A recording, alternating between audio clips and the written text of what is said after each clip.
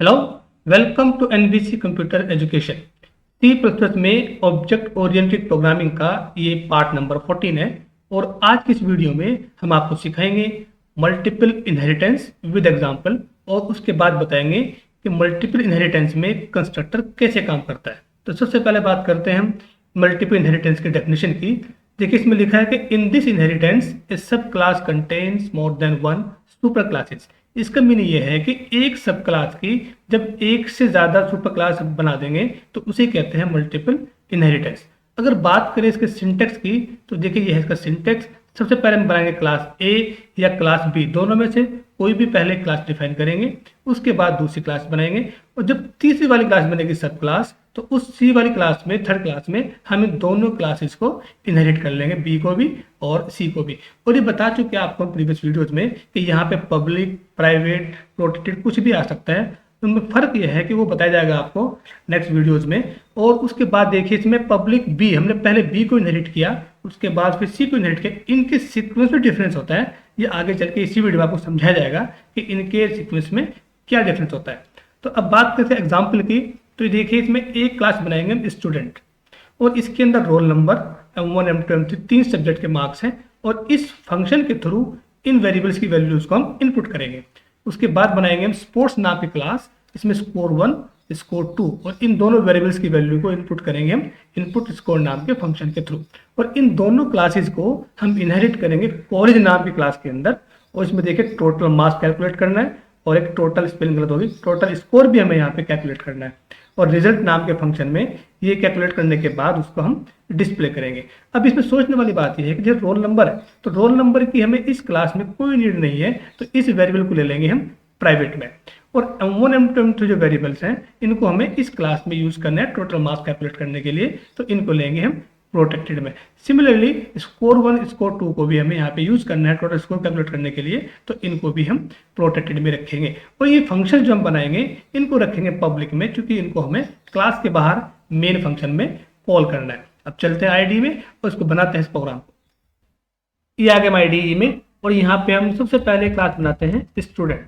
आप चाहें तो यहाँ पे स्पोर्ट्स नाम की जो क्लास है उसको भी बना सकते हैं और इसके अंदर एक वेरिएबल हमारा रोल नंबर, ये वेरिएबल है रोल नंबर। उसके बाद अब यहाँ पे हम लेंगे प्रोटेक्टेड। प्रोटेक्टेड का मतलब ये है कि जो वेरिएबल आप यहाँ पे डिफाइन करेंगे उनको हम इस क्लास में यूज कर सकते हैं और इसकी सब क्लास में भी उनको यूज कर सकते हैं। और उसके बाद जो फंक्शन हमारा वो है पब्लिक में, क्योंकि इसको हमें मेन से कॉल करना है, उसका नाम है इनपुट मार्क्स। ये हमारा फंक्शन और इस फंक्शन में अब हमें इन सब की वैल्यू को इनपुट कर लेते हैं। Enter the roll number and 3 subject marks, ये हमने इसको इनपुट करा लिया है। और यहाँ पे CIN रोल नंबर आ गया हमारे पास और उसके बाद अब यहाँ पे M1, उसके बाद M2 और उसके बाद M3। तो ये क्लास कंप्लीट हो चुकी है। और इसी तरीके से अब हम बनाएंगे स्पोर्ट्स नाम की क्लास और उसके अंदर भी सेम ऐसे ही प्रोटेक्टेड में ले लेंगे हम उनको भी हम इंटीजर में स्कोर 1, स्कोर 2 और इसको भी अब यहाँ पे फंक्शन के थ्रू इनपुट करा लेते हैं। फंक्शन नाम है इनपुट स्कोर। ये देखिए इनपुट स्कोर और यहाँ पे भी इसकी वैल्यू को हम इनपुट करा लेते हैं। Enter the value off score 1, score 2, इस तरीके से। और अब यहाँ पे CIN से इसको वेरिएबल में स्टोर कर लेते हैं, स्कोर 1 में और एक स्कोर 2 में। ये देखिए और ये क्लास भी कंप्लीट हो चुकी है। और अब हम बनाएंगे क्लास कॉलेज और इस क्लास के अंदर दोनों क्लास को हम इनहेरिट करेंगे, स्टूडेंट को भी और स्पोर्ट्स को भी। तो ये मैंने यहाँ पे इनहेरिट किया है पब्लिक और यहाँ पे नाम दिया है स्टूडेंट, ये मैंने इसको इनहेरिट किया। उसके बाद पब्लिक और फिर यहाँ पे नाम दिया मैंने स्पोर्ट्स, दोनों क्लास को मैंने इनहेरिट कर लिया है। और ये देखिए मैंने यहाँ पे पब्लिक स्टूडेंट पहले लिखा है, स्पोर्ट्स उसके बाद लिखा है। अगर इनका सीक्वेंस चेंज कर देते हैं तो उसका भी थोड़ा फर्क पड़ेगा, ये बताएंगे आपको थोड़ी देर में। और फिलहाल अब यहाँ पे इंटीजर में टोटल मार्क्स और एक टोटल स्कोर ये वेरिएबल ले मैंने प्राइवेट में, क्योंकि मुझे इनको आगे कहीं इनहेरिट नहीं करना है। और अब यहाँ पे वो रिजल्ट नाम का जो फंक्शन है वो आप यहाँ पे बनाएंगे और इसमें कैलकुलेशन करके इसको प्रिंट कर देते हैं। देखिए TM = M1 + M2 + M3।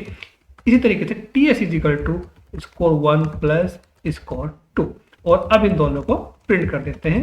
ये तो हो गया हमारा टोटल मार्क्स और यहाँ पे देखिए TM को मैंने प्रिंट कर दिया है। उसके बाद लाइन चेंज और इसी तरीके से सेम हम यहाँ पे प्रिंट करेंगे टोटल स्कोर। ये मैंने टोटल स्कोर्स को भी प्रिंट करा दिया है इस तरीके से, और ये क्लास भी हमारी कंप्लीट हो चुकी है। और उसके बाद अब बनाएंगे हम मेन फंक्शन, और मेन फंक्शन के अंदर हम क्या करते हैं, हमें इनको कॉल करेंगे। एक तुम्हारा फंक्शन है इनपुट मार्क्स, इसे कॉल करना है, एक इसे कॉल करेंगे इनपुट स्कोर कॉल करेंगे, और उसके बाद कॉल करेंगे हम रिजल्ट को। तो ये देखिए दोनों क्लास को हमने कॉलेज नाम की जो सब क्लास में उसमें इनहेरिट कर लिया है, तो इसलिए ऑब्जेक्ट जो बनाएंगे हम वो हमेशा सब क्लास का बनाते हैं। तो कॉलेज नाम की जो क्लास है इसका मैंने बनाया ऑब्जेक्ट एस फॉर स्टूडेंट, और अब यहाँ पे करेंगे S dot input marks, S dot input marks. इसी तरीके से एस डॉट इनपुट स्कोर, इसको कॉल किया, उसके बाद एस डॉट रिजल्ट, इसको भी कॉल कर लिया है, ये देखिए। और अब मैं इस प्रोग्राम को सेव करके रन करता हूँ, कंट्रोल एस से सेव किया, और अब जैसे इसको यहाँ से रन करेंगे तो देखिए आपके सामने ये आ गया आउटपुट, और ये इनपुट कर रहा है enter the roll number. Suppose डाल दिया मैंने 101, और उसके बाद 3 सब्जेक्ट के मार्क्स मैंने यहाँ पे इनपुट कर दिए हैं, और उसके बाद जैसे आप यहाँ पे एंटर करेंगे तो इनपुट कर रहा है enter the value off score 1। ये स्कोर 1 की वैल्यू सपोज डाल दी मैंने, और ये स्कोर 2 की वैल्यू डाल दी। जैसे एंटर करेंगे देखिए आपके सामने टोटल मार्क्स शो हो रहा है, लेकिन टोटल स्कोर शो नहीं हुआ है। तो इसमें कोई वेरिएबल का नाम जो था टोटल स्कोर के लिए वो हम लिखना भूल गए हैं। अब इसको यहाँ से क्लोज कीजिए, और यहाँ पे देखिए टोटल मार्क्स तो हमने यहाँ पे प्रिंट कराया है, ऐसे टोटल स्कोर को भी प्रिंट करा देते हैं। और जैसे इसको फिर से रन करके देखते हैं, और जिस रन किया तो देखिए आपके सामने फिर से वही same output 101 suppose roll number, और ये सब्जेक्ट के मार्क्स, और इस तरीके से। और जैसे एंटर करेंगे तो स्कोर 1 की वैल्यू ये स्कोर 2 की वैल्यू, जैसे एंटर करेंगे देखिए आपके सामने टोटल मार्क्स भी आ गया और ये टोटल स्कोर भी आ गया है। और अब हम बात करते हैं कंस्ट्रक्टर इन मल्टीपल इनहेरिटेंस। ये बहुत इंपॉर्टेंट है। इसका मीनिंग ये है कि कंस्ट्रक्टर मल्टीपल इनहेरिटेंस में कैसे काम करता है। तो चलते हैं आईडी में और आपको एग्जाम्पल समझाते हैं कि किस तरीके से काम करता है। ये आ गया हम आईडीई में, और यहाँ पे क्लास डिफाइन कर लेते हैं ABC, और इसके अंदर एक कंस्ट्रक्टर को डिफाइन करेंगे। जो क्लास का नाम है वही फंक्शन का नाम, इसे कहते हैं कंस्ट्रक्टर। ये बता चुके आपको प्रीवियस वीडियोस में। और यहाँ पे एक सिंपल सेंटेंस डाल देते हैं हेलो ABC, और ये एंड लाइन, और ये क्लास हमारी कंप्लीट हो चुकी है। अब हम बनाएंगे क्लास XYZ, और इसी तरीके से इसमें भी एक कंस्ट्रक्टर को डिफाइन कर लेते हैं। ये मैंने इसके अंदर भी एक कंस्ट्रक्टर डिफाइन कर दिया है हेलो XYZ। और अब ये देखिए अब ये क्लास भी कंप्लीट हो चुकी है। और उसके बाद मैंने डिफाइन की क्लास PQR, और इस क्लास में इन दोनों क्लास को मैंने इनहेरिट कर लिया, XYZ को भी और उसके बाद ABC को भी।